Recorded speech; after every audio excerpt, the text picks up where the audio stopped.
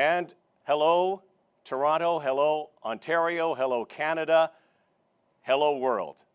Welcome to Vantage's venue here in downtown Toronto, Ontario, in Canada. Good morning to you if you're in this region. Good afternoon to those of you who may be watching overseas.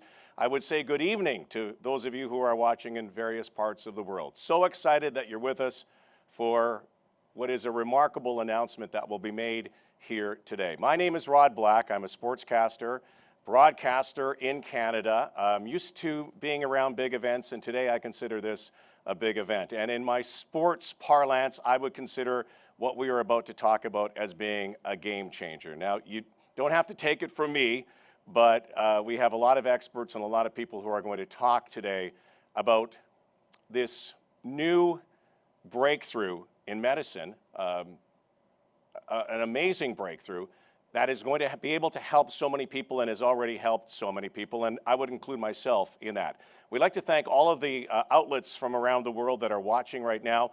Again, we've got you for about an hour. We have a lot of experts. We have a lot of people talking about, and a word that may not be in your lexicon right now, but something that will be used a lot probably in the future is the word Steriwave. Now, what is Steriwave? And for many people, as you know, we are at the back end, we hope, of what we've gone through the last couple of years in the pandemic. And of course, we have all suffered through COVID. We have lost people. We've lost millions of people around the world. And today we can honestly tell you that we have an announcement to make that may have been a game changer then and is going to be a game changer down the road. I want to tell you about the press release that maybe you could just put up one more time for me. The announcement coming from Vitae, which is a Latin term. I didn't do well in Latin in school, but it does mean light to life. And I'm not a doctor and I'm not an expert. We have experts to tell you about, but what we can tell you is anybody who knows anything about viruses is that they honestly are spread and come through the nose and the nostrils. And this breakthrough, Steriwave, is a light therapy that basically cleans your nose, decolonizes your nose, and it has had amazing success, especially around the coronavirus. The second paragraph in today's press release says this Steriwave treatment is the only antiviral treatment in the world that prevents the transmission and spread of COVID-19 when used according to protocol, and that can also be used to treat COVID-19 positive individuals to reduce systemic progression of the COVID-19 infection. That is huge news. And I know there are probably members of the media, members of the press, that includes me, that probably goes, what? Say what? We're here to give you some answers. I'm going to be your air traffic controller. I'm hosting today. We have people, again, from all over the world. We have some experts here. And we're going to start by going via satellite to our first guest, who is not a doctor, but he probably could be. He could be anything he wants, because anybody in Canada knows this man as one of the true Canadian sports heroes. He is a Hall of Famer. He is a champion. He's a champion for many causes, of course, and he's actually recently celebrated another Grey Cup victory here in Toronto. He was the guy that kind of reached out to me a long time ago to tell me a little bit about Steriwave. And trust me, folks, I am now a believer. But to take us through more about Steriwave and what it's done for him, please welcome the guy they call Pinball, Michael Clemons.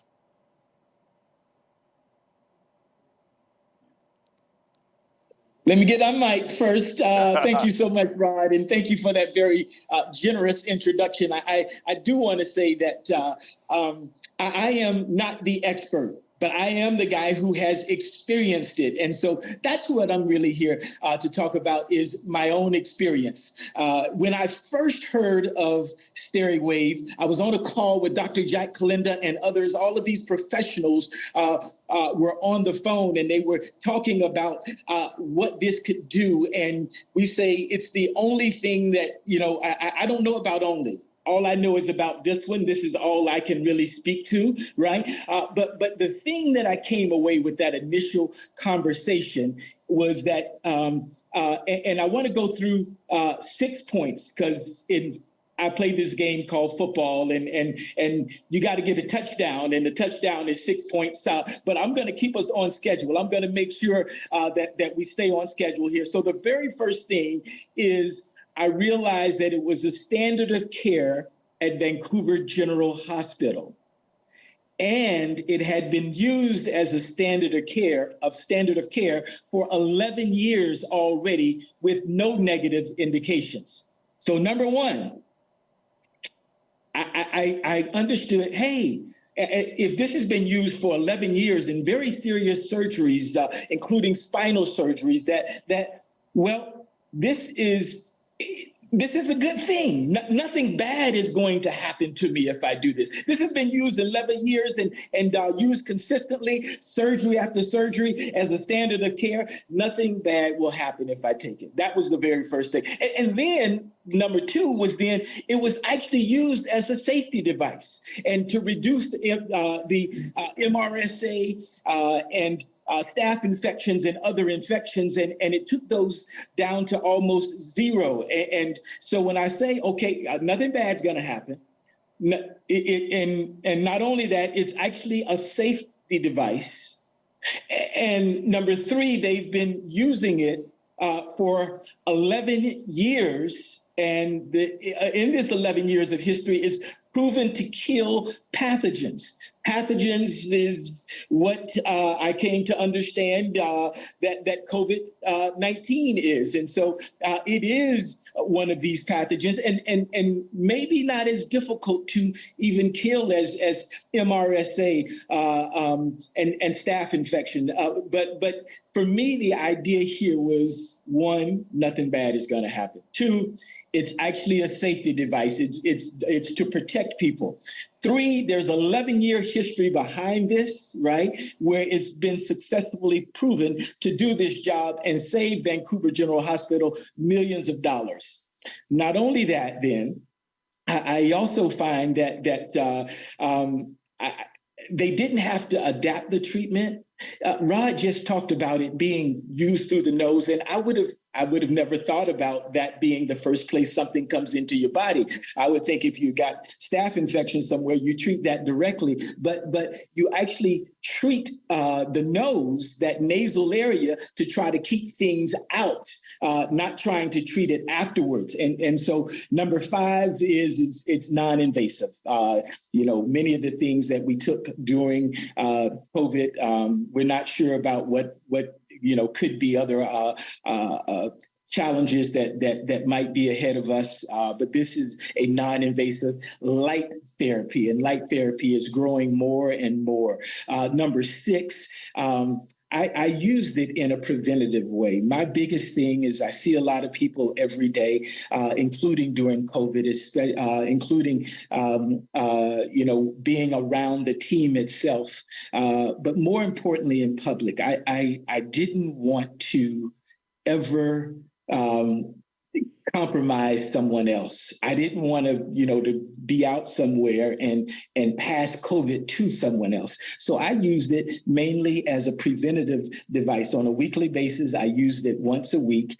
And so those are my 6 points. And I've known to be verbose, so I can't just stop at 6. We have the extra point in football, and the extra point here is I believe in it so much, and I've used it and seen it keep me healthy. But I've also seen it actually help other people who actually have COVID. That includes my own family. Every member of my immediate family has used Steriwave. Players on our team, our players on a request basis know that they have access, and several of our players have used COVID with no negative situations happening and a lot of positive. And so that is my touchdown. Nothing bad will happen. It's a safety device. It has 11-year history at Vancouver General Hospital. They didn't have to adapt the treatment. It's used the very same way. It's non-invasive. I use it preventatively as not to, hopefully not to ever affect anyone else. And I believe in it so much that my family, players, and friends use it. Thanks, Rod. Appreciate it. All right, Michael, before you leave, how about a quick question for you? When you think of Steriwave and what it's done, take me from when you initially found out about this treatment, this light therapy treatment, and what you've gained and what you've gleaned to now. Take me on a scale of 0 to 10, where you were and where you are. Where I was, because I like to believe in people, I was probably a 2.5. Right? Because you had to be a skeptic a really serious skeptic, I think, to evaluate it in the proper way, right? So you needed to be critical, but I didn't say 0, right? I was probably 2.5, and now in terms of its safety and effectiveness, it's a 10 for me. I guess the only thing is I say a 9.9 because you can't say that if you use this, you'll never get COVID. That's not true, but it will lessen the impact. It could potentially can, in some periods, it has shown that you can get a negative test after using this. You can come up with a negative test, but a negative test usually means there's a minimal amount. So the one thing I still will say is that you still need to do responsible things, like wearing a mask in certain situations. If we were, if we had a situation where we were back in COVID. I would say a 9.9 in its safety, and nothing ever really negative taking place except for maybe a runny nose, and then the fact that it's been now proven to reduce these pathogens in COVID as well. We already knew that it did that in other cases, but we couldn't be sure in COVID until the testing, and now the testing, which you will go on now in this period and talk to the really smart people who will tell us how great and wonderful this is. Yeah. Well, Michael, thank you. And you're one of those great smart people. You may not be a doctor, but thank you for being with us today and sharing your insight into it. And I think that's how many of us, including myself, and during this conference, we are going to be able to chat to another former professional athlete who also found great benefits from using Steriwave. So we'll have that. And also, if you have the press release, and you've seen the press release now distributed worldwide, you also know that the rock band, the hottest band in the world, who is on their final road tour, KISS, has been implementing Steriwave treatment over the last couple of years, and it's been able to keep them on the road, keep them healthy, and continue to play, and they will continue to play moving forward. We're going to chat a little bit later about that. But one of the reasons, probably the main reason that we're here talking about this today, is because of the man I'm going to introduce from Lux Vitae. He is an ENT surgeon, director of the Verso Surgery Center in Oakville, Ontario, medical director of Lux Vitae worldwide. Again, probably more responsible for any of us being here today. I'd like to welcome you to Dr. Jack Kolenda. Thank you very much, Rod. Really appreciate the introduction. So I'd like to give a sense of the journey that it took us from point A to where we are today. And just to give you a background of essentially what has been happening. I think you have to realize that bacteria, parasites, viruses have always plagued mankind. And until the invention of penicillin, that's when we were able to treat people that would otherwise die. And over time, I think we've developed a false sense of security about those medications, because those medications no longer work as well as they used to. And that's because viruses and bacteria, they always change. And I think most people didn't think about how an infection can influence their lives until COVID happened. That was a huge, huge impact on a lot of people. I know a lot of people here probably had a loved one who they've lost because of this disease. But my journey didn't start with COVID. My journey actually started with a patient that I was looking after in the public health system who developed an infection called Candida auris. And before COVID, Candida auris was actually making a lot of news because this is one of the most deadliest funguses that you can get. And the mortality rate of that disease is actually anywhere between 30 to 60%. That's a huge mortality rate. And so unfortunately, this patient succumbed to the disease. But what I wanted to know is, was there something else that we could have done? Is there anything else that exists? And so what do? As scientists, we look for information. And so that's what I did. And I came across this company called Ondine. And I thought, oh, that's got to be an American company. And I was pleasantly surprised that this was a Vancouver-based company. And so we had initial contact, and they had data that essentially has shown that their technology does work on those infections. And as a surgeon who owns a private surgical facility, I was also interested in the effect of prevention of surgical site infections. A lot of patients who undergo surgeries are obviously exposed to bugs throughout the transition through the surgery. And so we do the regular things, but given that there is an increase in antimicrobial resistance, you need another tool. And that tool is photodynamic therapy, which I instituted in 2019 for my patients undergoing surgeries through my surgery center. And that has been a tremendous benefit to my patients. And then COVID-19 happened. And so when COVID-19 happened, as you remember, everybody was panicking. We didn't have all the information. We certainly had plans for immunizations, but nobody knew when that was going to happen. We actually had no treatments to speak of. And during that period, unfortunately, my mother-in-law died because of COVID-19. And that obviously had a huge impact on our family. And the one thing, it was the issue of being helpless. We couldn't do anything for her. Her physicians couldn't do anything for her because there was no treatment. At that time when I was running my practice, all of my staff was afraid to come to work. The fear was everywhere. And I had to come up with a method of trying to protect my staff. And so I reached out to Nicholas LaBelle, who is the scientific director in Ondine, who's a brilliant man. And I asked him whether or not there was any data to support the use of this technology for prevention of COVID-19. And the answer was yes, there was in vitro data to support that. And that was very reassuring. We know that this technology has an indication for wide spectrum decolonization of the nose.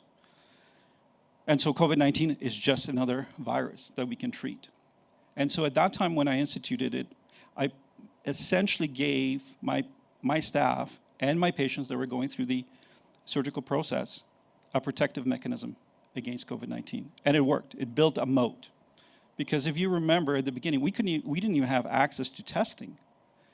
And so not having the access to testing and not knowing who is going to bring it into the clinic was very important, because obviously that will affect the day-to-day workings of the clinic. And so by instituting a regular twice-weekly treatments with PDT, we're able to essentially build a huge moat against COVID-19 in our practice. And then I thought, well, how can we use this to essentially to the benefit of patients? Because at that time, again, if you developed COVID-19, if you showed up to the hospital, if you had minor symptoms, you were told to go home and just kind of write it out and see how things will come up. And if you got worse, to come back. Well, with any viruses, with any diseases, usually we're used to taking something even when it's mild. So we want to prevent this from progressing to a more severe form. And so we had the idea of developing a clinic where we could test patients and then offer them treatments. And so we were able to, our initial data consisted of 37 patients, and we were able to prove that these patients who are presenting with minor symptoms, we're able to seroconvert them to being negative, and we're able to reduce their disease progression so they wouldn't show up to the emerge. And that was huge. And so with the corporation of Ondine Therapy, We needed to get the news out to other clinicians. But, you know, clinicians, scientists are skeptical. And so you need proof. And the proof that we needed was a randomized controlled study. And this is how Joseph Argemi played a huge pivotal role in providing the data to suggest and prove that this is a viable solution. It's another barrier in disease progression for COVID-19. And now, as a medical director of Vitae, we're hoping that private enterprise, institutions, will take a look at this.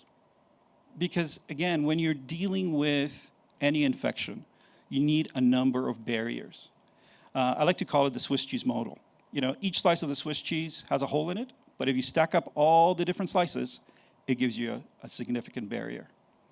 And I think that's the key. And I think that I'd like to open people's minds, other clinicians, or the scientists, that can take our data and run with it.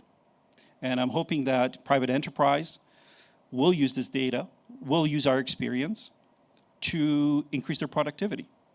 I mean, if you're sick, you're not going to come to work, private enterprise loses.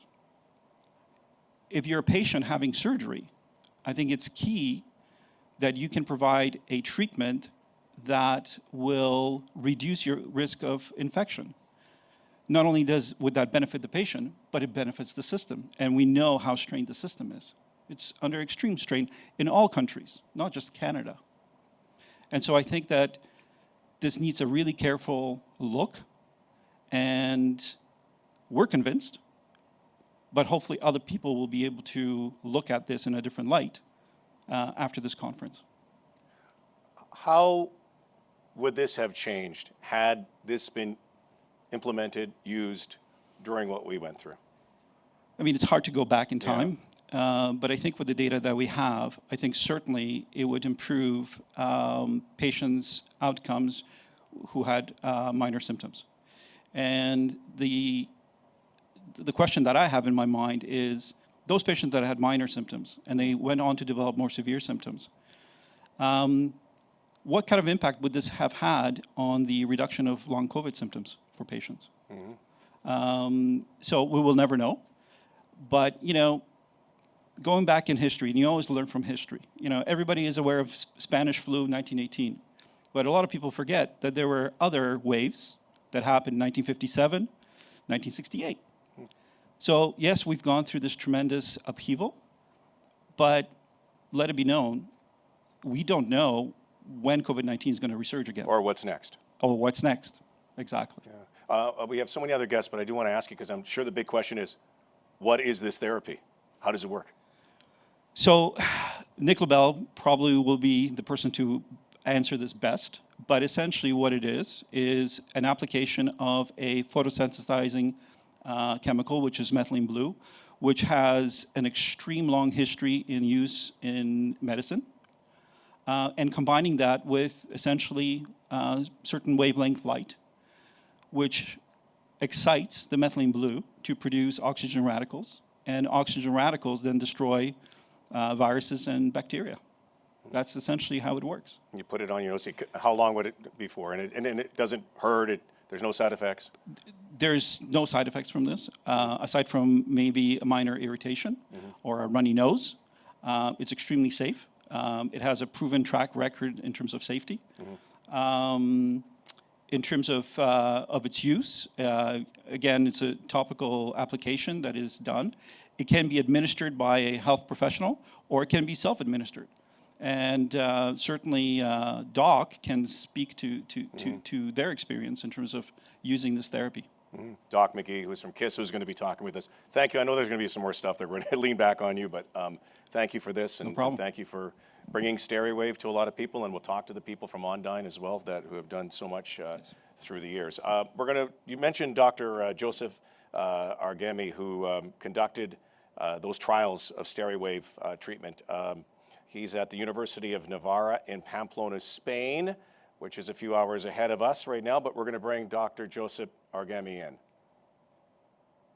Hello, good morning to Canada. Good afternoon to Spain and Europe. Very happy to be here, and I'm very grateful to Online to have the opportunity to deliver this technology to our patients. So I will say Michael has mentioned especially the absence of secondary effects of this treatment, and Jack has pointed out how this treatment helped to some patients in isolated, let's say, series of situations, but clearly a clinical trial was needed.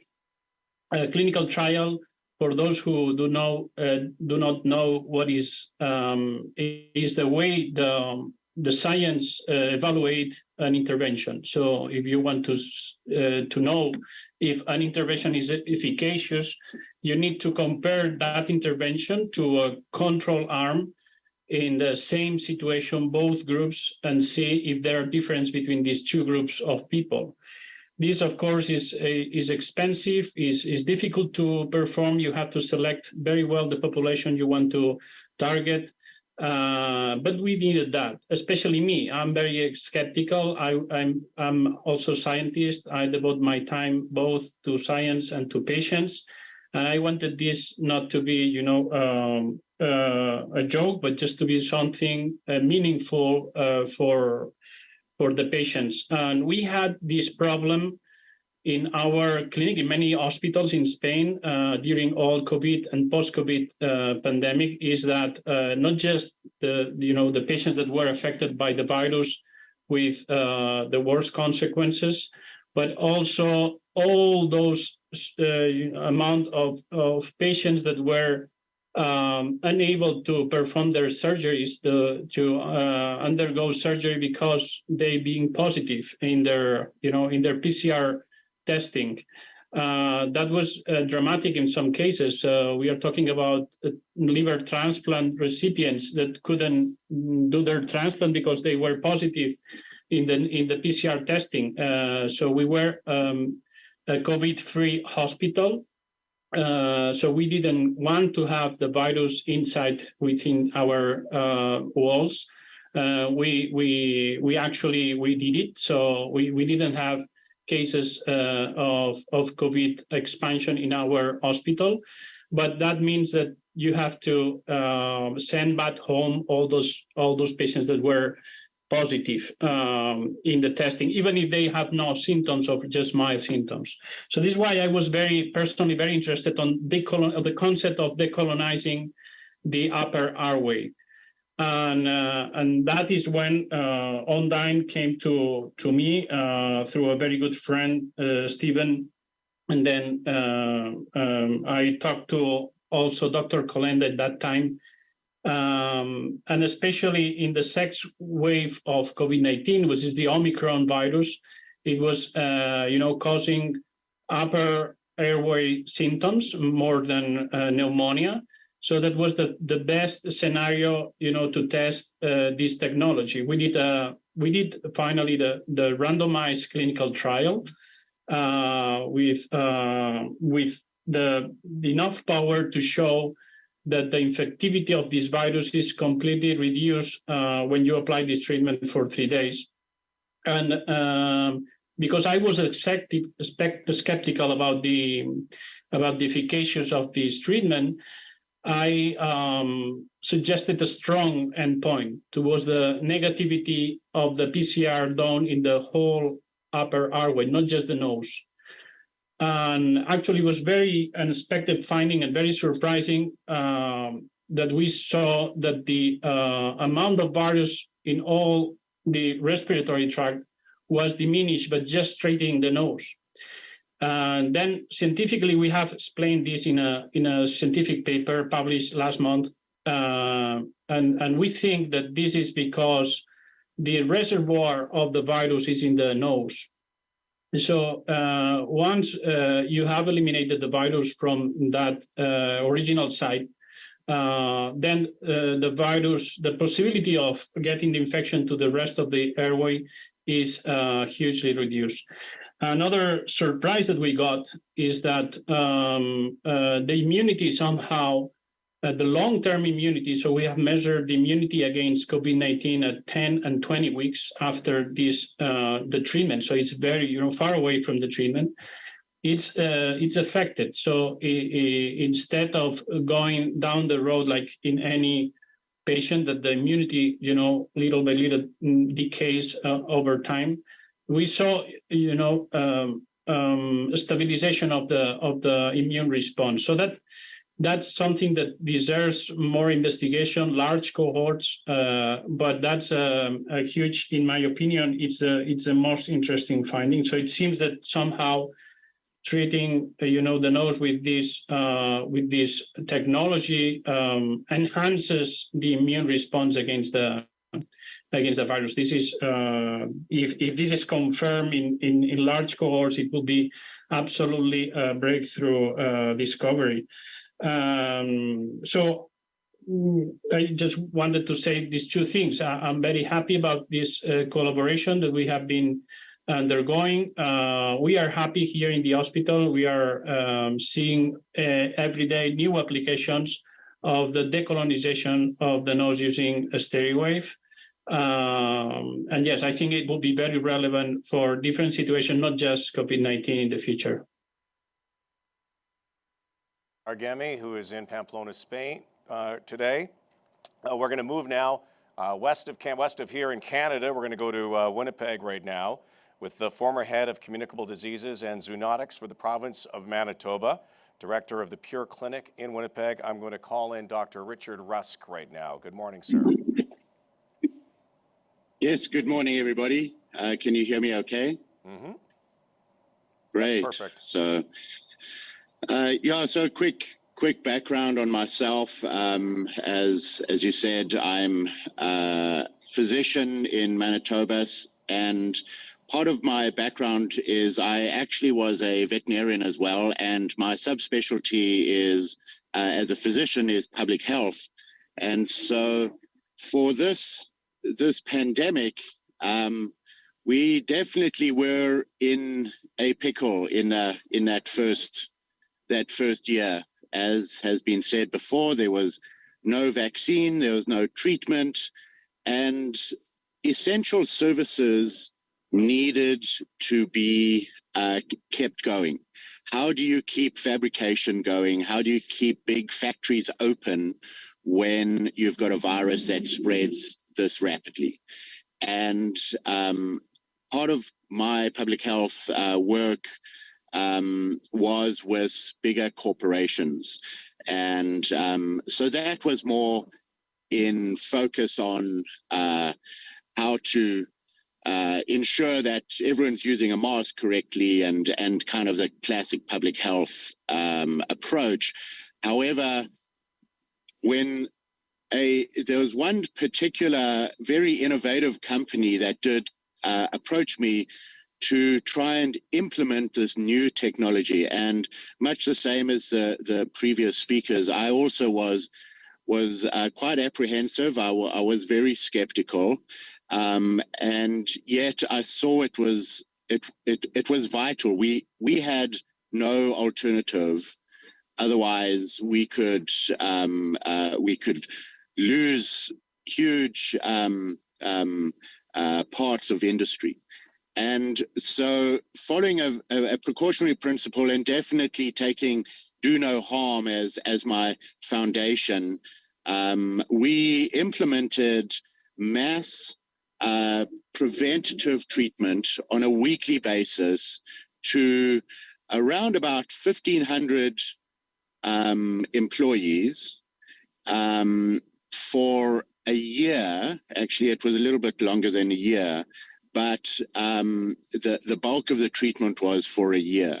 And so we treated, we had over 50,000 treatments, and our findings were astounding. It really was quite unexpected. Unfortunately, I can't go into the exact numbers because I've already submitted this information for publication, so it's embargoed.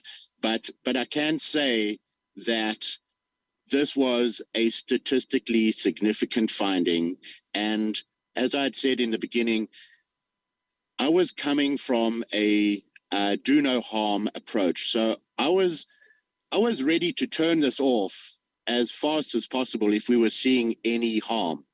And it was astounding. We were not seeing significant side effects to this. So we were establishing a safe and effective treatment on a massive scale. And it definitely has changed the landscape. And this is, it's been mentioned before, we really hope that industry will notice this. But essentially, I've proved that this is a cost-effective preventative treatment for industry, where especially you have high congregation populations. The piece that I really feel is much more important, though, is something that Pinball brought up right in the beginning, that this technology has been around for years already, and it's been focused on prevention of antimicrobial resistant treatment. And if I, as a public health physician, if I'm looking forward, we may be behind, or we may have got through COVID, but the juggernaut that's really going to impact humans in the future is going to be antimicrobial resistant bacteria. And this technology has already been proven for that. So what we have brought to the additional scientific literature is an effective and a safe treatment. And using it as a preventative treatment is going to make that difference to the future. And so what I'm really hoping that we can achieve through this and through ongoing education of other clinicians and general public is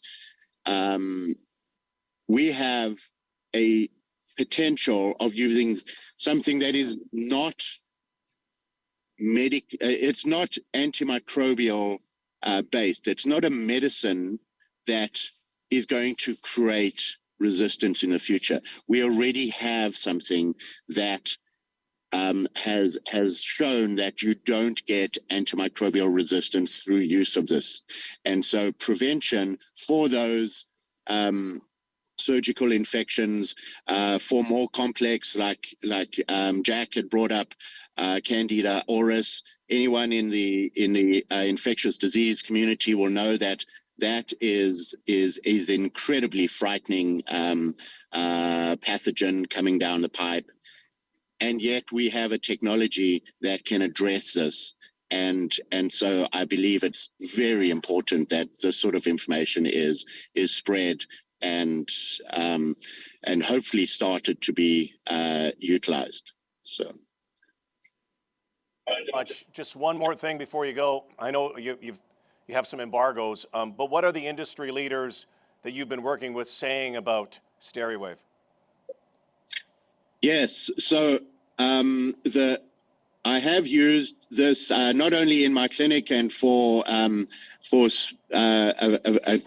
selected group of patients, but also on a broader scale. And all of the industry companies that I've used this with and discussed this with have actually been quite open. The simple reality is at this point we have to work out what is that cost price, but that is going to allow widespread implementation. But we also know there's obviously going to be an improvement in cost to these sort of prevention treatments. And then if you go back to broad medical economics, there has never been a product that has been focused on prevention that has cost more than actual tertiary treatment. And so at the end of the day, this may cost, but it does save. And it not only saves money for industry, but it saves lives. All right, thank you to Dr. Richard Rusk, who is in Winnipeg this morning. Continuing on with our experts, perhaps no more leading expert than someone who knows a lot about infectious diseases and viruses, a man who was key in creating and developing the drug AZT, the first antiviral in the world to fight the AIDS infection. He has been awarded the Commander of the British Empire for his contributions to medicine and humanity in the world. He comes to us from London, England this morning, which is the afternoon in London. So we say good afternoon to Professor Trevor Jones. Thank you, and it's a pleasure to be with you all today. You've heard that obviously infectious diseases have got a major impact on human life, but not just that, but the cost of delivering healthcare. And I think what Steriwave is doing is gradually getting to the point where we can see a cost-effective solution that we just heard from Richard is in addition to the human aspect of that. Now, I've spent my life, as you heard, in developing new medicines, especially for infectious diseases, and more recently advising the British government and the G7 ministers on the current pandemic and, very importantly, future pandemic preparedness. And one thing is for sure, that there's no one-size-fits-all approach to this. We need different approaches. We need drugs for antimicrobial resistance. We need new vaccines that are pan-coronavirus. In fact, I'm working on one with my company in California. But we certainly need these interventions that Ondine have produced. Now, you know, you've heard from several people so far that we scientists are pretty skeptical people. And testimonial evidence is fine, very interesting. But in the end, I want to see scientific data. And we've seen it. We've seen it from Dr. Argemi. We're going to see more from the work you've just heard on. And the fact that this product's been used very successfully in hospitals in Canada to treat hospital-acquired infections. And what my mission is with others on this call is to try to get this then much more broadly spread. But it starts with the data. And once you've got those data, we can then show hospital authorities, industries, and so on, that this isn't just hearsay, this is real. And we're going to hear, I hope, from Caroline and Nick later of maybe some of the advances they're making in the technology to make it easier for individuals to do this, rather than it be, at a particular location. So, coughs and sneezes spread diseases, and we know that this data that we've seen from Navarra, which is great data, shows that, not only does it change the course of this COVID infections, but increasingly this business to potentially affect the immune response could be very significant. And again, for pandemic preparedness and not just for the treatment. So, folks, I'm very much a fan of this because it's based upon good, solid data. And we know it's effective, we know it's preventative, and we know it can use for treatment as well. So those aspects are really important. What we now need to do is to get this technology more widely adopted, and especially in the various healthcare authorities in North America, in Europe, and in the wider world. And I think we're at the start now of something really important. Thank you to Professor Jones. Thank you so much for joining us today and your words. And data rules. That's the main thing. We're going to stay here in our room now. We talked about industry and business, of course, and how important that is to not only saving lives, but also the cost that goes along with the workplace. I'm going to bring in the business representative of the International Brotherhood of Electrical Workers, who's with us today, Joe Marcello. Good morning to you. Good morning. And let me start off by saying that it's an honor to be here amongst all of you. I truly believe that this is a special time and date for us to be speaking about this. 2 years ago, April of 2021, my wife and I both became infected with COVID-19. At that time, you know, we still have 2 children. They were at the ages of 14 and 12. It was a very, very scary time in our lives. You know, no one really knew how to cure COVID or what to be given when you're infected with COVID. Luckily, someone from our local union introduced us to Steriwave. My wife, more so than myself, she's asthmatic and started to become very ill. We went to the clinic to get treated, and within 3 days, we were on our way to a pretty quick recovery. I was very concerned, not only for my wife, myself, but for our children. Steriwave treatment helped us to the point where I can say it may have saved our lives. My other primary concern was my children, and they would get it. My children were treated along with us, and they did not contact COVID-19. Now, let me explain something in regards to my children. They're my life. My daughter has many allergies, and we were very nervous about receiving the Steriwave. I had the pleasure to speak with Dr. Argemi from Spain while I was being treated and was reassured that nothing was going to harm my daughter in the sense that with her allergies, and I'm glad I listened. After we were treated, I became so happy that I went to the Steriwave and received that treatment. I just started telling the world, hey, everyone, listen, there is a place where you can go if you do get COVID.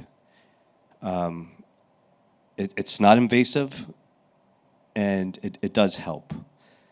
One of my dear friends, a co-worker of mine, has a son who is who's severely immune compromised and was very, very sick.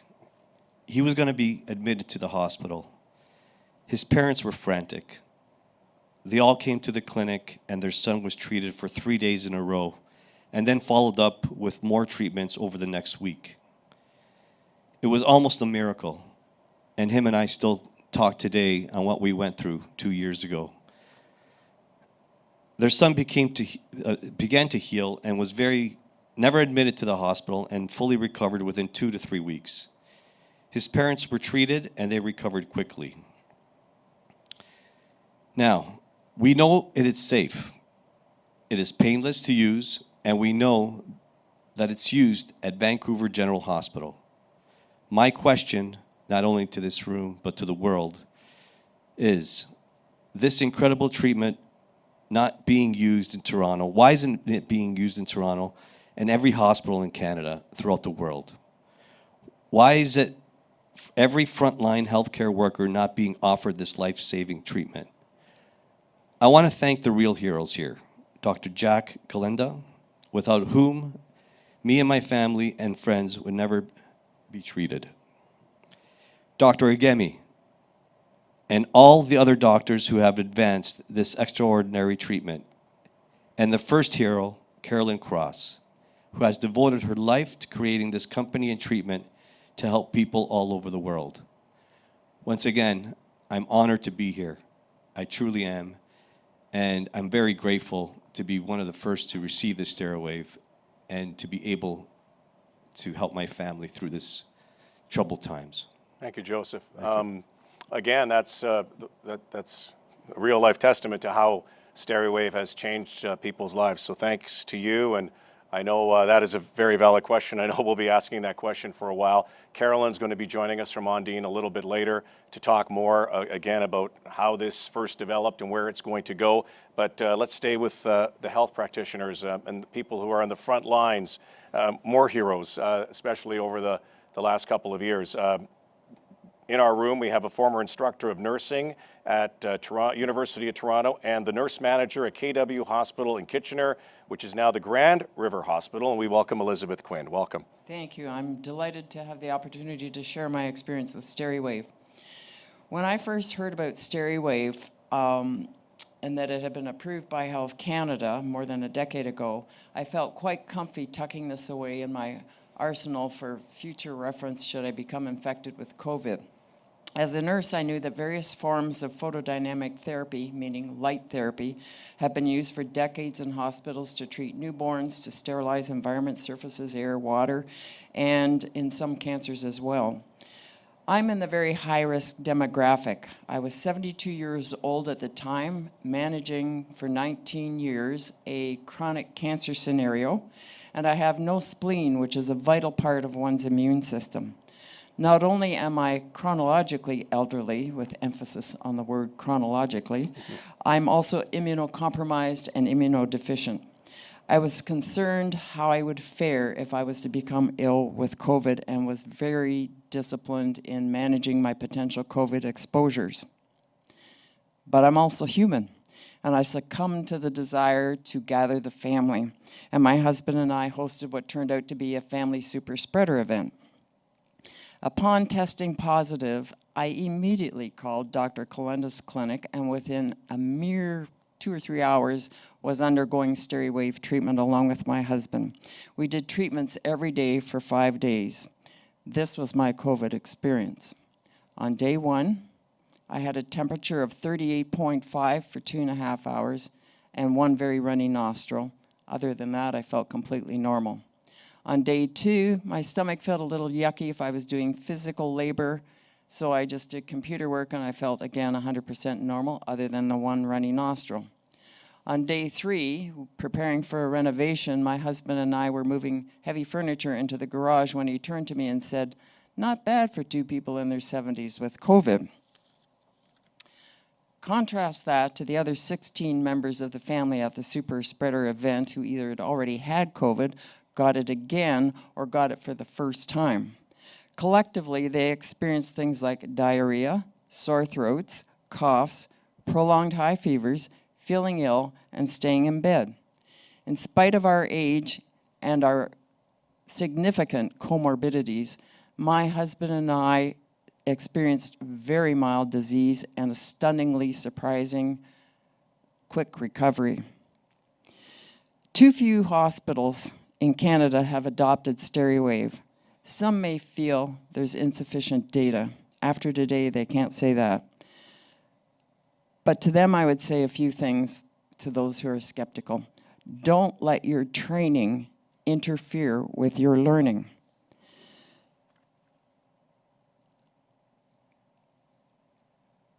Extrapolate from the 13-year-old data and consider the information we're getting today. There is a principle called duty of care, which when superimposed upon the workplace means that there's an obligation on the part of the employer to protect its workers and ensure a safe environment. You heard Dr. Kolenda take steps in his own workplace to ensure his employees were safe. In Canada, employees' rights to a safe work environment in any industry are enshrined in statutory law. I'm going to repeat that. Employees' rights to a safe working environment are enshrined in statutory law. Like all employers, hospitals are legally obligated to ensure frontline healthcare professionals and other hospital workers' environments are safe. We lost far too many healthcare professionals at the height of this pandemic. Know that this is now a preventable tragedy. But it's not just hospitals. Our first responders are highly vulnerable as they enter homes and deal with members of the public who are not PPE'd.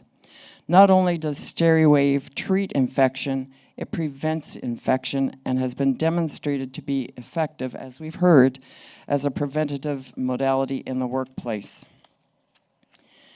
I implore all leaders, including but not limited to various healthcare agencies, our long-term care facilities, our hospitals' infection control departments, and hospital risk managers, as well as our union safety stewards, to take appropriate first steps.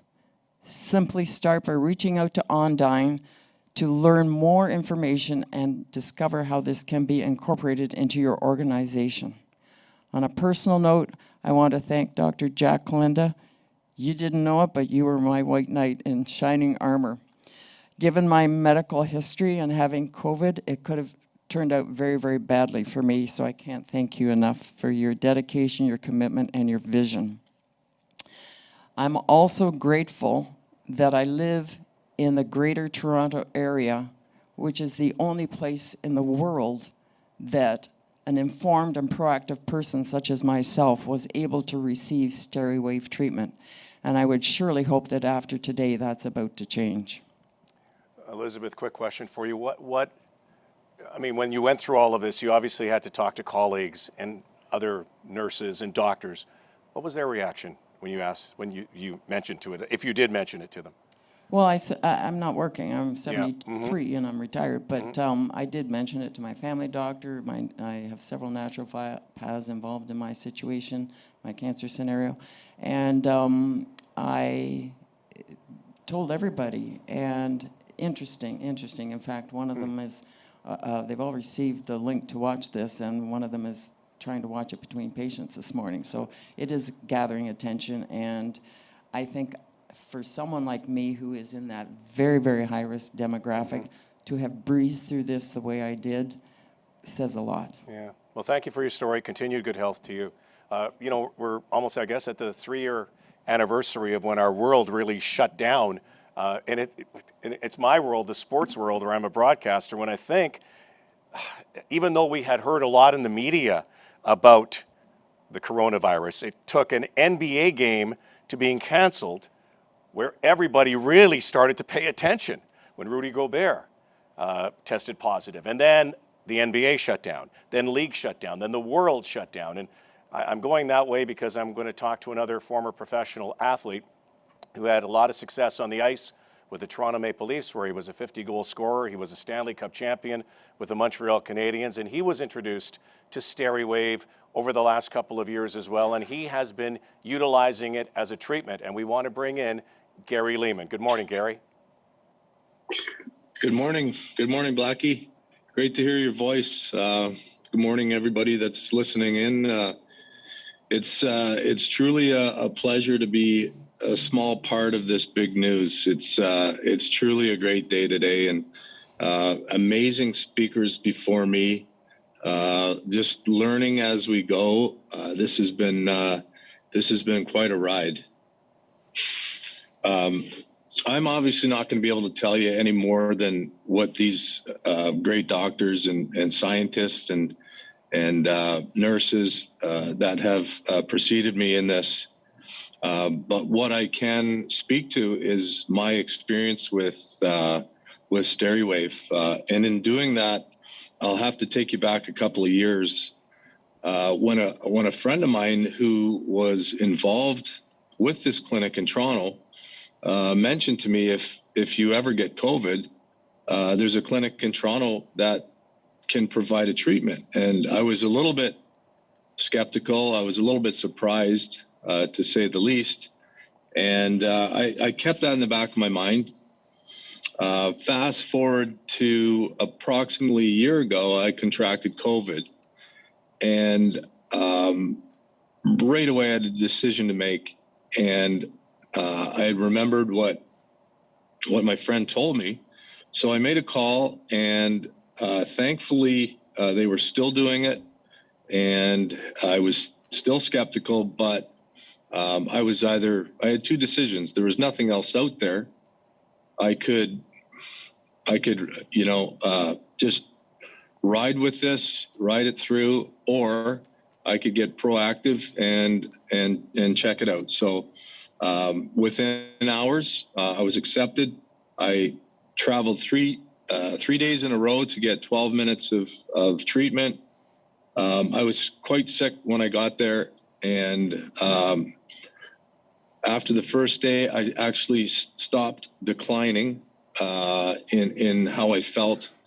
The next day, I actually felt better, and from that time on, things had leveled off. There was obviously disease past the nose at that time, so it was up to my body to fight it, and it definitely stopped my decline. And but while I was there, I learned a lot about the treatment, and heard that the KISS rock band was actually traveling with it, and they were able to continue working. And for me, in my work life, I'm around a lot of people, and in close quarters, knowing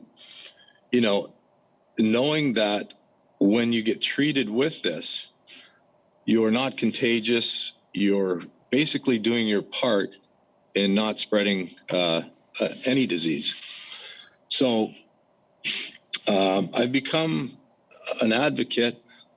I use it on a daily basis.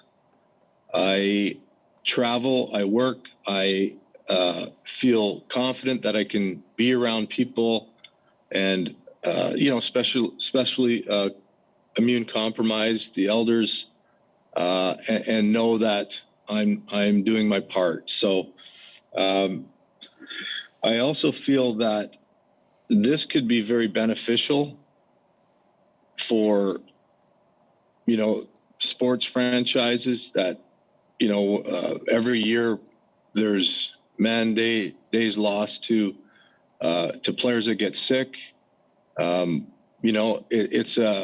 It's a dog-eat-dog world when it comes to winning championships and whatnot. So, giving your players the best opportunity to perform as long as they can is something that I really believe it would be beneficial for athletes.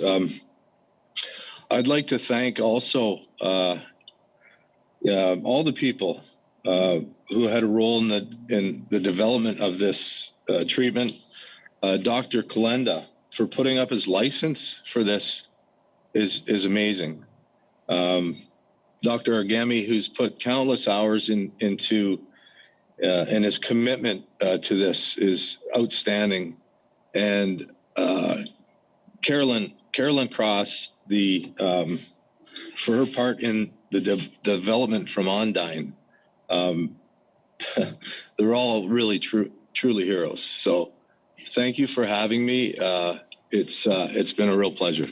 All right. Thank you, Gary, and thanks for your story as well. There's nothing more poignant today than those personal stories as well, as you're getting to hear from the experts. And again, for those of you who are joining us, we're talking today about this treatment that is available, could be available, has been used in Vancouver. We'll talk to Carolyn Cross from Ondine a little bit later. We'll talk to Doc McGhee from the rock band KISS, who has been using this treatment over the last year to prevent the spread of COVID and to keep themselves healthy. And we're going to learn a little bit more as well. And I know we're going a little bit over time, but I do think this is very informative. So again, thanks to everybody here who's been involved. But the personal stories are those stories that really touch home. And we're going to have another one here from the CEO of Horizon Core Investments, a private investment corporation, a user of Steriwave to prevent the transmission and spread of COVID in his family. And we'd like to welcome Jay Derma here. Hi, Jay. Hi, how are you? Pleasure. Very good. Thank you so much for having me in this opportunity. And for my fellow panelists, it's been a real treat here listening to your stories and everything like this. And I thank you very much. I'm here to tell you my personal stories. I've learned first about Steriwave from one of the closest and most special people in my life, and that is Mr. Gary Leeman, who just finished speaking. And we're very close and really good friends, and he's brought this to my attention when I got sick. And I got sick at a time last year when we just had, my partner and I had a newborn daughter at that time, and I wasn't able to be with my newborn daughter and my partner. Sorry, it's a bit emotional for me, but because I was that sick. I didn't end up in the hospital with COVID, but my finger was on the 911 button for the longest time, and Gary had been telling me about this treatment that I was skeptical of, and I wasn't really sure on how to take the news or take what he was talking about.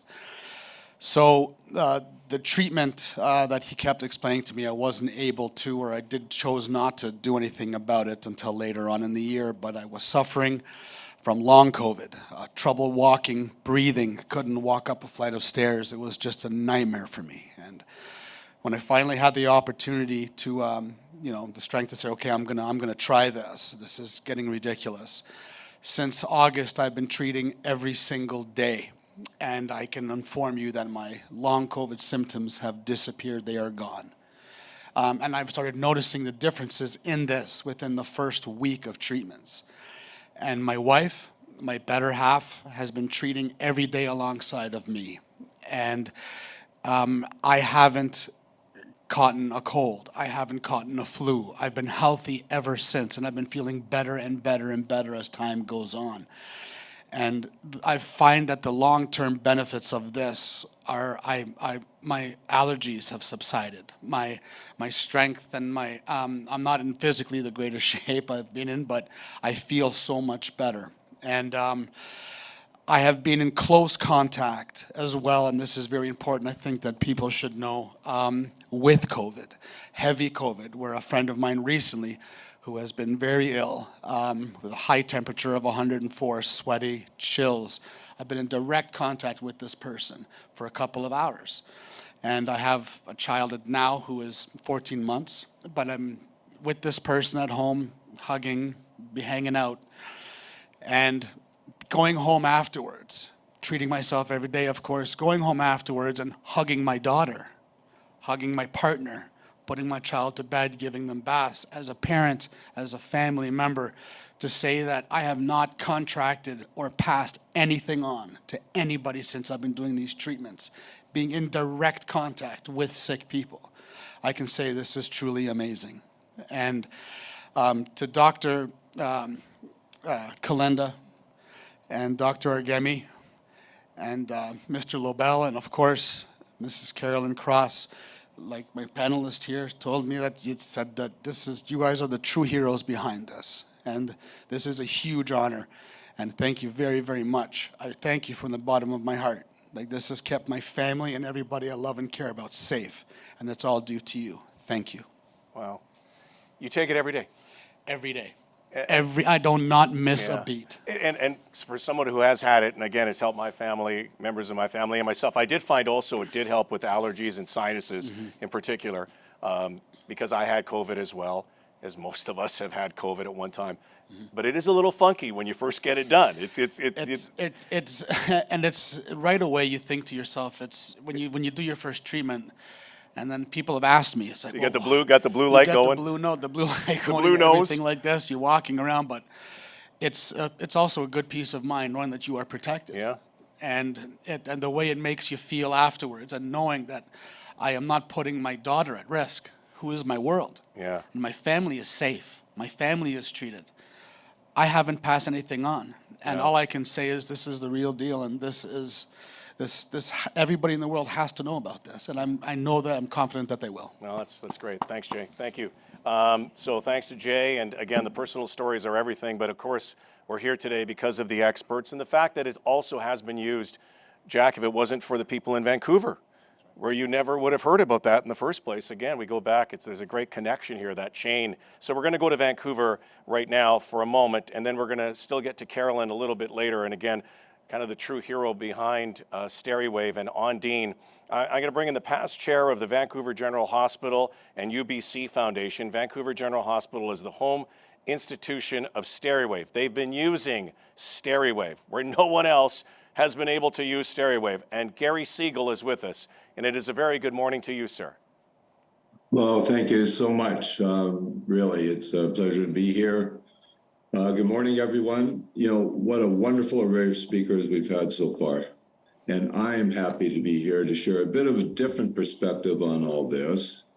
As the current past chair of VGH and UBC Hospital Foundation, I'm really proud to be here to speak about the pivotal role Vancouver General Hospital has played in the adoption of Steriwave as a preoperative treatment to stop hospital-acquired infections. Vancouver General Hospital is a center of excellence for healthcare for British Columbians and has been at the forefront of research on this innovative technology, illustrating its substantial benefit on health outcomes and reducing costs for the healthcare system. I am extremely thankful that our great VGH clinicians and researchers had the vision to be an early adopter and do the initial research documenting its safety and benefits. which is what you need to get a new game-changing treatment deployed. As a result, along with thousands of other surgical patients at VGH over the last 11 years, I also had it administered to me before I was wheeled away for emergency back surgery in May 2020, the very early days of COVID. Similarly, a couple of years prior, my wife had it administered to her before knee surgery. I'm particularly proud of the fact that our hospital has been a leader in this area, which has really helped pave the way for the conversations we're having this morning about this impactful technology, which has been advanced by Kellen Cross and her dedicated team at Ondine Biomedical, also a Vancouver-based entity. It is really wonderful to see local businesses and hospitals working together to improve healthcare for our community. But these things really don't happen in a vacuum, as you know. You also need the funding to support it. And as a board member and supporter of VGH Hospital Foundation for many years, I have seen firsthand the tremendous impact that our foundation has had on improving health care. And that's by supporting research and novel treatments. So this really is a reminder of the importance of funding research and adoption of advancements in healthcare, not only through our foundation, but others with similar mandates all over the world. Just look at all the global cooperation that's represented on this call today. This shows how through our collective efforts, we can continue to push the boundaries of medical research and improve the lives of patients everywhere. So I want to thank everyone who's contributed to advancing this important work and getting the word out, including all the doctors and lay people on this call today. Thank you. Okay, thank you to Gary, who's in Vancouver. We're going to go back to Vancouver in just a moment to talk with Nick LaBelle and also Carolyn Cross. And I apologize to everybody. I know we said we're going to go an hour, but we've had such great stories and there's so much information here. And I know there are a lot of questions out there. And again, I would encourage all the members of the press and the media, whoever wants to ask any of those questions or get any interviews with any of the people here, we can set that up again through that line a little bit later.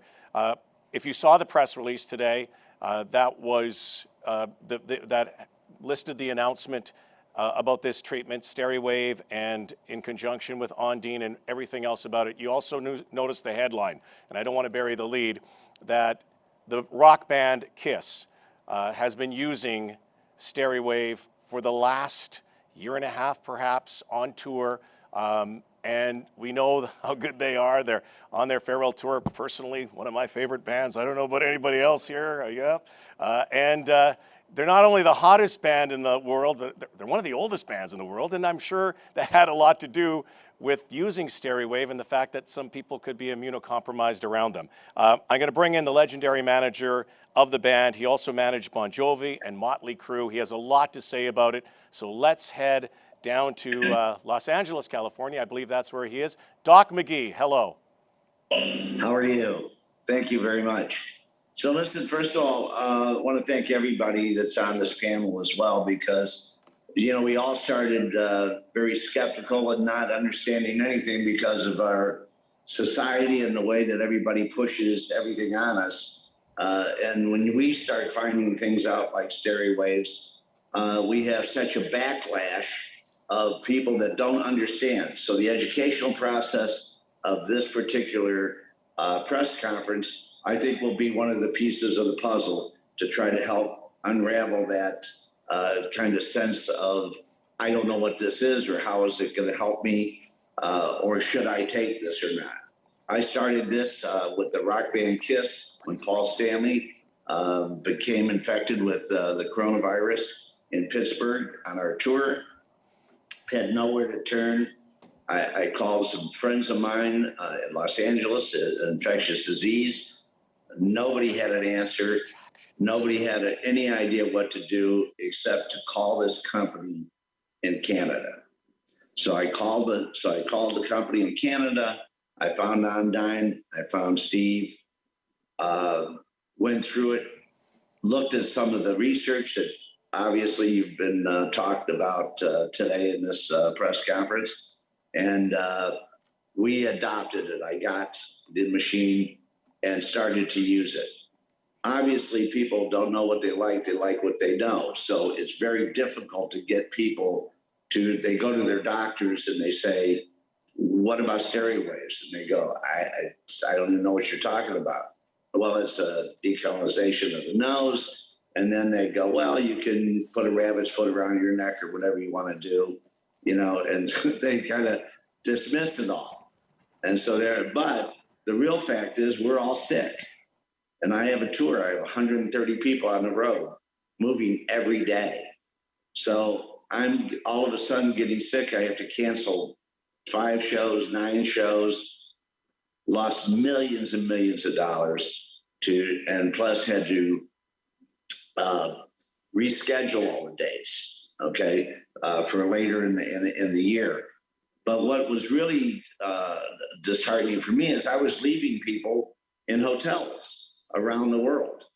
So when somebody would get sick and we would test them and we tried, there was no real protocol of KISS when we, or COVID when we started this. So when people got sick, we were testing, we were racing around getting test kits. I had the Steriwave machine. I set everybody down in my crew. I showed them all the research that I had. I said, here's the doctors. You can have your doctors call Dr. Kolenda, and he will go through it with you to no avail. People didn't want to know about it or was too skeptical of it. Okay, one of our very good friends and a member of the KISS kind of family for 20 years died of COVID on the road. Wouldn't take COVID, wouldn't take the Steriwaves, wouldn't do anything, wasn't vaccinated, we don't think, and wouldn't go to the hospital. So it's just a matter of this educational process that will help us get through all of this. So I just want to say that without this, we wouldn't be on the road. We couldn't have done the extra 100 shows that we just did. The biggest part about this was the fact of if we had somebody that contracted COVID, then what we would do is we'd treat them for 12 minutes and we'd do it like three times, 3 days in a row or 4 days in a row. But what we found is that without any real symptoms after the 12-minute treatment, they were non-infectious. So that if they didn't have fevers and stuff, they could go back to work, continue their treatment, and go on with the tour. So this was a huge breakthrough for us. My industry is slow to adapt, like all of ours. I hope today, with the help of Carolyn and everybody else here, this will change. Also, I guess the only thing I can say is, Gary, you were one of the first ones to adopt this for Vancouver. I've done 7 major records in Vancouver, so I've done a lot of work in Vancouver. My brother actually played for the Toronto Argonauts, though.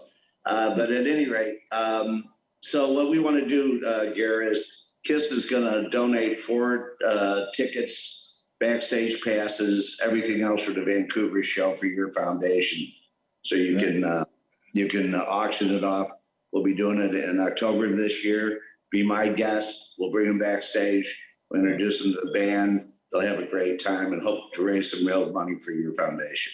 Wow, that is incredible. Thank you so much, Doc. That is really amazing, and we're going to really, I'm sure, be able to take great advantage of that. It's going to be, you guys are just hugely popular, so I can imagine this going for a great sum of money that will just allow us to continue funding wonderful research that impacts healthcare in the world. So thank you, Doc. That is a wonderful surprise gift, and I really appreciate that and look forward to seeing you in Vancouver. When are you going to be there? We're there in October. I'll get you the date.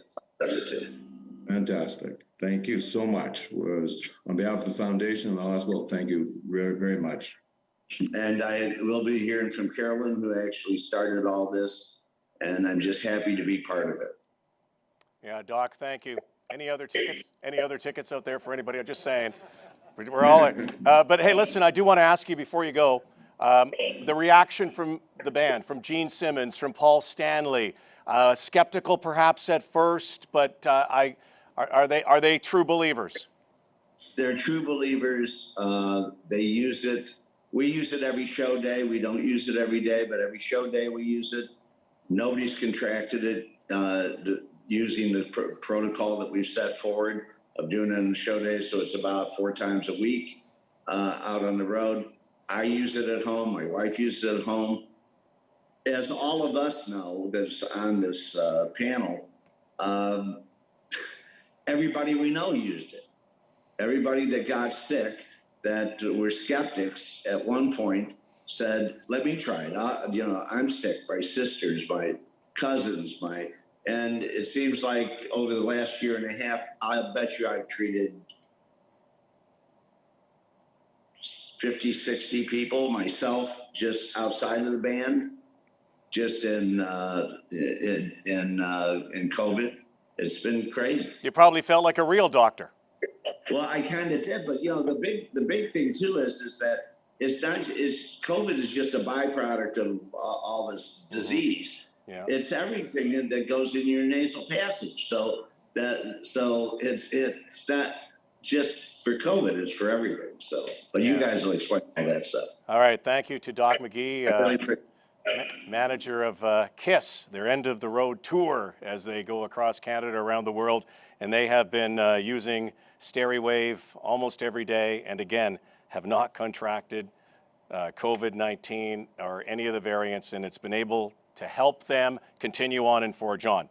So now we're going to get close to ending, and we want to save the best for last, and that is the company that is really behind Steriwave, and that's Ondine in Vancouver. We're going to get to Carolyn in just a moment. We actually have a Steriwave machine here, and I know Dr. Kolenda and Jay will show us in a bit how exactly to use it and what it looks like. But I want to bring in the president of Ondine Biomedical and creator of the Steriwave treatment and chief scientific officer of Ondine Biomedical, and welcome in Nick Lobel. Good morning, Nick.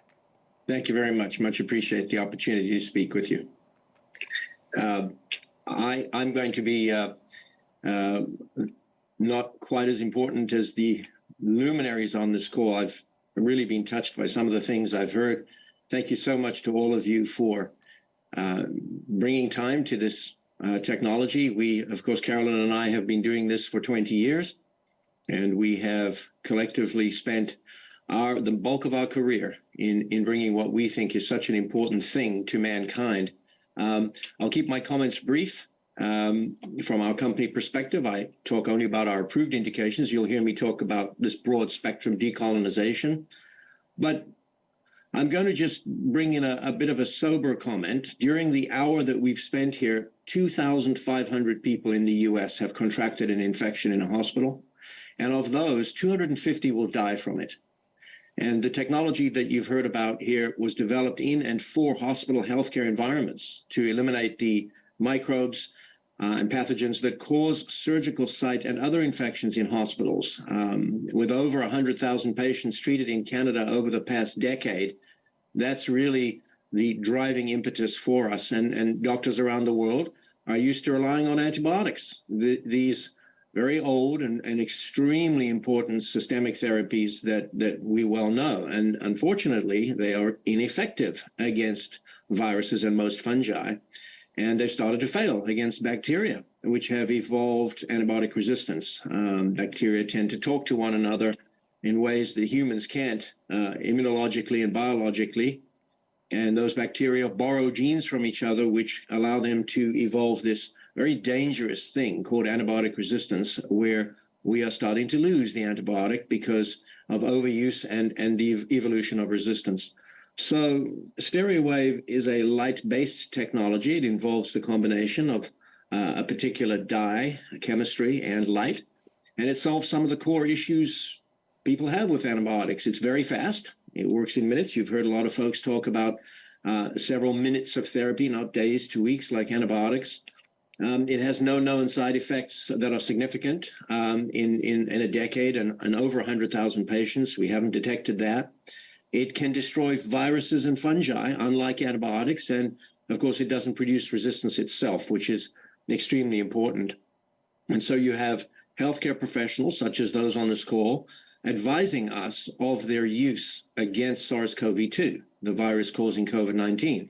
not originally a target for our company. We've spent a great deal of time researching in our in vitro facilities in near Seattle, Washington, how we impact that virus as well as others, the monkeypox virus, etc. But again, just one of the pathogens that this broad spectrum technology impacts. It's rare to find something that is active against fungus, bacteria, and virus while avoiding damage to human cells. And so with our partners at HCA Healthcare, we are now engaged in pioneering the transfer of the technology, the development in the US, and obviously in close collaboration with government agencies such as the FDA. And we hope to be shortly clinically trialing the technology in US hospitals to kill microbes in the upper respiratory tract that cause these surgical site infections, as well as other nosocomial infections. So just a few brief words there. I'm going to close by saying I see us as stewards of the technology for a while, but it's bigger and more important than any of us. It's bigger than Ondine as a company. We think this is for mankind, for the world. It is our responsibility to ensure that it's responsibly developed and scientifically so with a data-driven approach. So we very much thank the doctors and panelists on this call who have deployed the hospital-based technology we've developed in new directions. And we look forward to lighting up the world one nose at a time. Thank you very much. All right, thank you, Nick. And stand by. I think we're going to do a little demonstration here after, and we'll get you to help with Carolyn through it. So we kind of are saving the beginning for the end, and we have talked about COVID a lot, but Steriwave was developed for surgical site infections and, of course, the MRSA virus. And from that, we have developed a completely new chapter, and a chapter moving forward that could produce great results for so many people. So I'm going to bring in someone who has had so many things given to her through the years. Her life story is absolutely amazing. She's the CEO of Ondine Biomedical Inc., former member of the National Research Council of Canada, board member of the Canadian Foundation of Innovation, and a recipient of the Meritorious Service Cross by the Governor-General of Canada. Sorry that you had to save it for last. We wanted to save the best for last, and she is truly the reason we're here today. And we say hello and good morning to Carolyn Cross.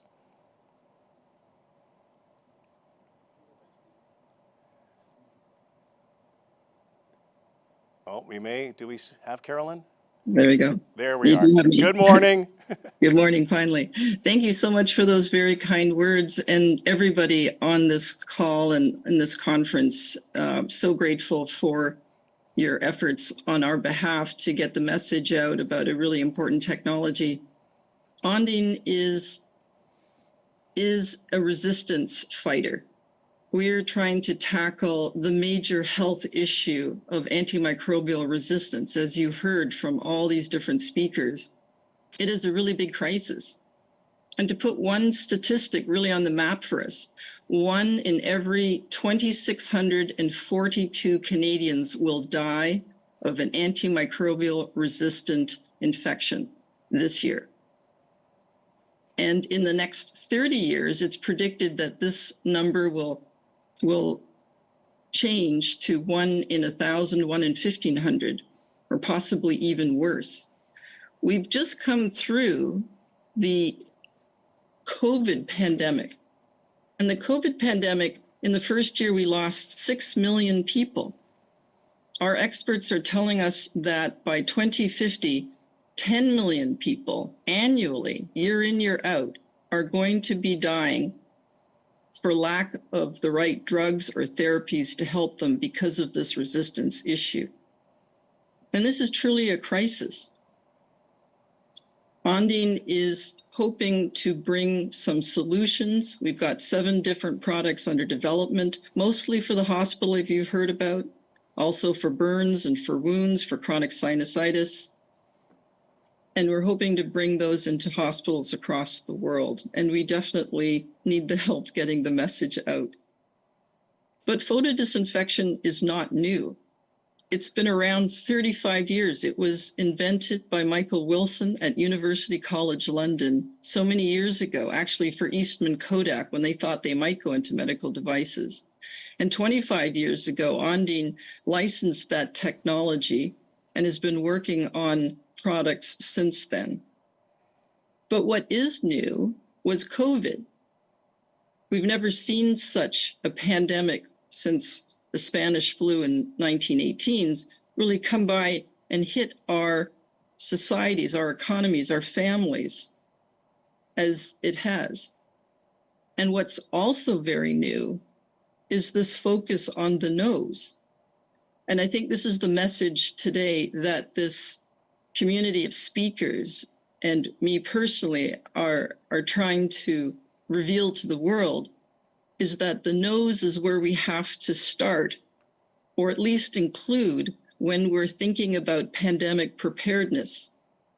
The incredible work and foresight of Jack Kolenda and Dr. Argemi, who were able to demonstrate and optimize a great new protocol, helped us, including, and the world to see that treating the nose proactively with an antimicrobial that is safe and non-resistant forming has important outcomes that can help our healthcare systems deal with pandemics, that can help our families protect ourselves. And when we get sick, we have a solution that can assist on a cost-effective basis. But it starts with the nose, and that's one of the key messages here, that the nose was linked to SARS-1 20 years ago. And in the pandemic, people seem to forget that literature. And Jack Kolenda read that literature and identified the link between lower virus loads and bacterial cofactors with fewer hospitalizations and fewer deaths, and decided to take this technology, which we supported, to a clinic to help people in Canada. And that's pretty exciting, because what they revealed and what they optimized in the field was validated by Dr. Argemi and his team, and also the Sunnybrook Hospital team, with clinical data that we think is robust and is worthy of attention. It starts in the nose. So when we are dealing with the next pandemic wave, when we're dealing with new emerging threats, we need, especially for upper respiratory, we need to think about cleaning the nose. We wash our hands, we brush our teeth, and now we're learning we have to do something with the nose. Why the nose? It's warm, it's moist, the airflow helps pathogens hide and flourish in there. And when we can reduce the viral load, the bacterial load, the fungal load, we tend to be healthier. And we need to look at that. And that's the message today. And I'm very grateful for all the speakers, the doctors, and the patients, and the people on this call who gave this technology a real shot and have helped the world learn about a really new, important approach to patient safety. And I thank you for the time. And Rod, thank you for hosting this very informative session. Thank you.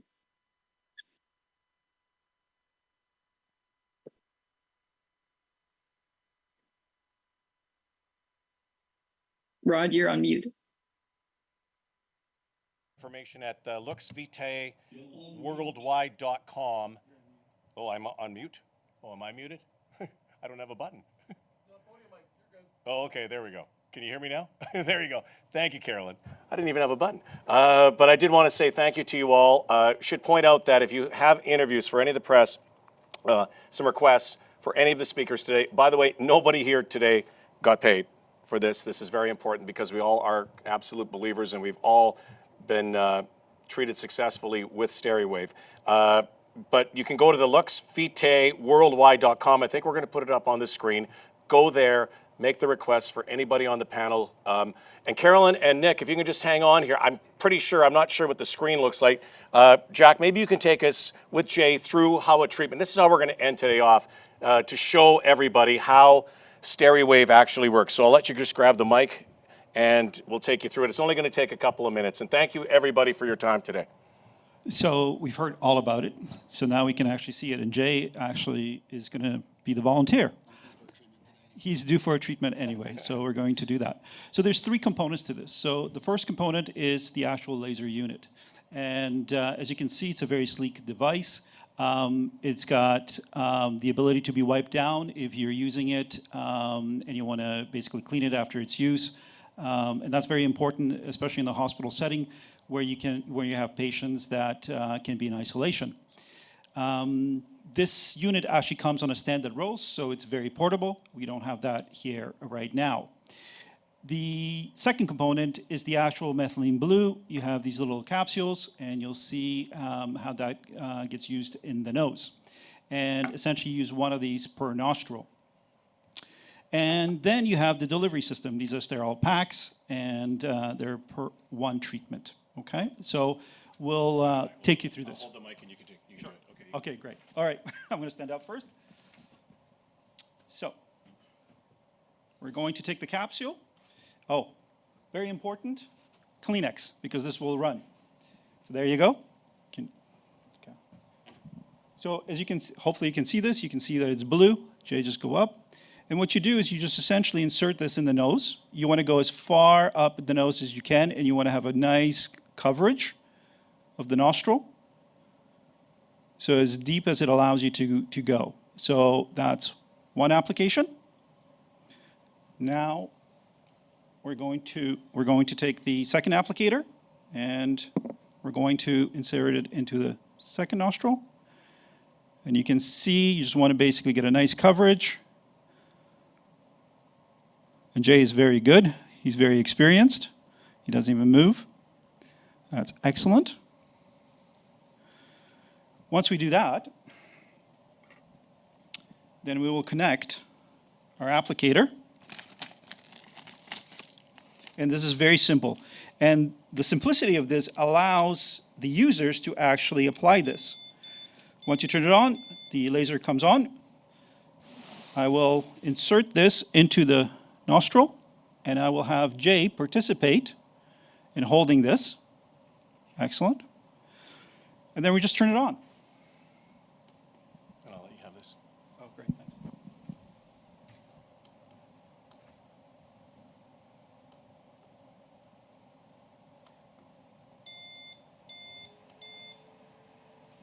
Just 1 sec, just warming up.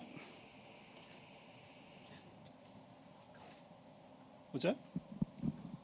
No, it's connected. Just hold on.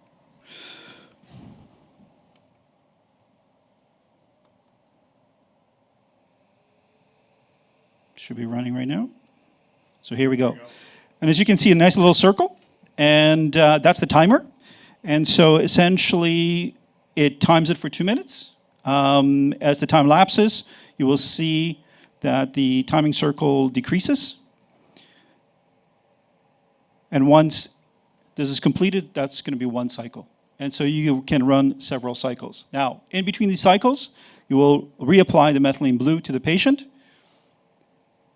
And it's pretty simple. You can see how it lights up his nose. Yes, you look like Rudolph. Usually, Carolyn and Nick, do you want to add anything? I thought that matched much of what we've seen in in healthcare environments, in pre-surgery areas, in tertiary care systems. I've never seen it used in an ad hoc situation like that. But you'll notice that the amount of light is not dangerous. There's no pain involved. It's designed to be extremely rapidly applied, and those pathogens that are in the nose are being targeted by that blue-colored agent and stained specifically rather than the human tissue, and the light is activating that chemistry, causing this free radical flux, this singlet oxygen flux, which then kills the microbes. And it does so very rapidly. As you see, that's a 2-minute timer. And it's designed really to be plug and play, press and forget, and allow the patient to then proceed into surgery in a way that's much more protective than if they were not decolonized, or they were decolonized by antibiotics, which could be resistant and you would never know. Nick, can you comment on future developments and how this technology is going to move forward? Sure. Thank you, Dr. Kolenda. Within the boundaries of what's publicly disclosed, we are a public company on the AIM market in London, but within that boundary, I can tell you that the technology is moving in a direction of clinical study in the United States, where we have just completed a phase 2 study and we're moving into a phase 3, hopefully. We have a extensive development program that is moving the technology into other indications. For example, we have deployed in a significant phase 1/2 study in the sinus cavities, where the technology is being used to eliminate the microbes that are involved in chronic sinus disease, proving very powerful there because of the activity against both bacteria and fungus. We've looked at the technology inside the United States against ventilator tube microbes. These are the microbes that drip down into the lung from ventilator tubes that are otherwise contaminated by the patient's own breathing, own respiration, and often cause a rather dangerous condition called ventilator-associated pneumonia, a big killer in intensive care units. We're looking at how the technology could be deployed in burns and wounds, and certainly any area where we can access topically an infection which might otherwise be treated with antibiotics, which may in fact cause resistance. But the first and primary indication for us is in the nose, where we are now developing other techniques. We today saw you use a particular fiber optic assembly, a particular device that is a one-time use device. We've miniaturized that into a much smaller unit that can be created, manufactured, and then disposed of much more easily than that big fiber optic unit. So in addition, we're moving, as I think Carolyn indicated earlier, in a direction of a handheld device. We see this as applicable across the entire hospital spectrum of care. So rather than just simply right before surgery, we may wish to block patients before other procedures, indeed even prophylactically. And that's before we start talking about healthcare professionals themselves who may be involved in a communication chain, especially of MRSA, to patients and to the environment. So just a really exciting time for us, and almost unlimited set of opportunities. Our job is to make sure we finish one or two of the really big ones, and we're doing that right now with our partners at HCA Healthcare in the United States, as well as developing further in the UK and the EU and other countries. Carolyn, you've seen it used many times, I'm sure. Maybe a last word to you about witnessing our little demonstration as well. And Jay, again, has been treated almost daily. We in our family are also regular users of this technology. We also have some health challenges in our family, and this has been absolutely a spectacular new protocol. So very grateful for Dr. Kolenda to champion this, to take it out of the theory and into the practice, optimizing it, and then getting it properly researched and clinical trials through the incredible team at the Clínica University de Navarra in Pamplona, Spain. Dr. Argemi and his team with Dr. Alejandro Fernandez Montero and Dr. Jose Luis de Poza. Extraordinary team behind them. The Sunnybrook Hospital group that starts with Dr. Carrie Wine, Brian Wilson, Leila Perez, a huge team, including at University of Saskatchewan behind them. The Vancouver General team that put this on the map way long before coming into the 11th, 12th year, led by Dr. Elizabeth Bryce, Titus Wong, Diane Roscoe, Dr. Baz Masri, Dr. John Street, Sheila Weatherall, and a huge team behind that. These are significant teams of people that have done superb research and that have looked at and demonstrated the safety and the efficacy of this technology. It takes teams, it takes communities, and it also takes people that will champion the technology. And so when I look across the spectrum of the people on this call, Doc McGhee, you're going to end up with a real doctor certificate here.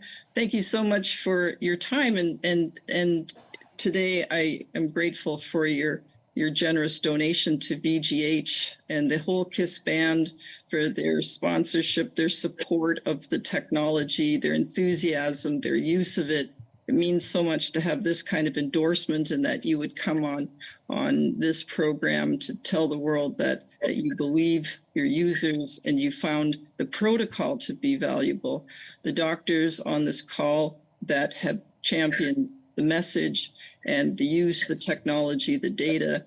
Very grateful for everyone, and the people who came on to say that I've used it, Jay, Elizabeth, Pinball, and Gary, among some of the other people. Thank you for your time today and for sharing your personal experiences and your heartfelt support of the technology.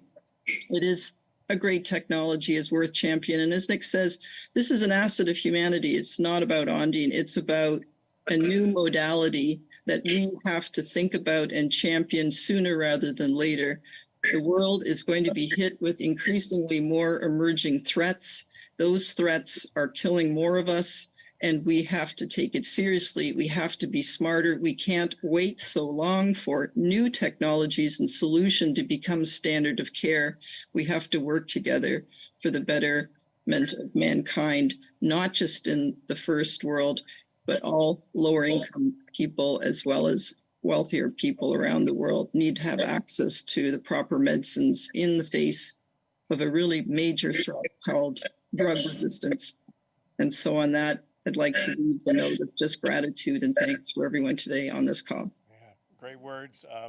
We spent a lot of time today, I think longer than we thought we would, but you know, you could probably talk for 24 hours or more, or days, because it's such an important breakthrough. Jay, maybe you could just tell everybody who was watching, you just had a treatment, you've been doing it for a while, you're used to it, what it feels like, how you feel, et cetera, et cetera.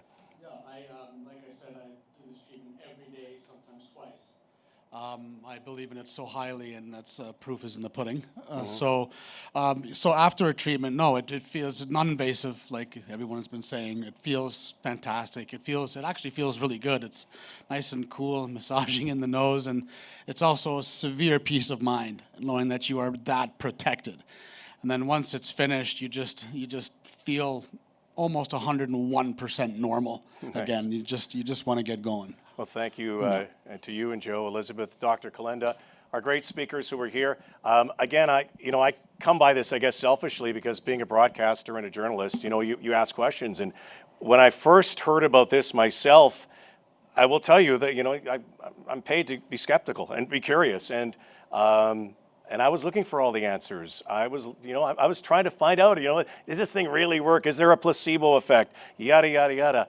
And I can tell you, the more that you dive into this, the more that you learn about this, the better your knowledge becomes, the more knowledgeable you become about how great this is for the world. So, Doc, I know KISS is traveling across Canada, traveling across the world. I would say, for all of those people out there who have tried this and are proponents of this, be like KISS, shout it out loud, right? Tell the world, because we need to know more about this. More people need to, if they're sick, they need to get treatment. Doc, where's KISS playing across Canada? When does the tour start? We'll start in October. I don't have the exact dates, but we start up in Vancouver and we go all the way across Canada, and then we end December 2nd at Madison Square Garden. Be the final shows of KISS. And we couldn't do this without Carolyn and your technology. Wow. And we couldn't do it without the team behind Ondine. We've got the most amazing, passionate employees that are making the magic happen and supporting this technology, and very grateful for all those behind the technology, not just me and Nick. Mm-hmm. Well, you're going to be saving a lot of money in the medical industry down the road.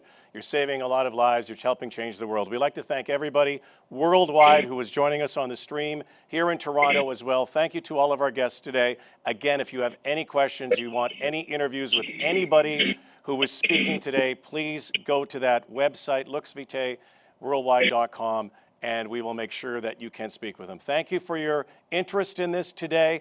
Thank you to Ondine. Thank you to Steriwave. Have a great day. Have a great week, everybody. Please stay safe. Thank you. Bye.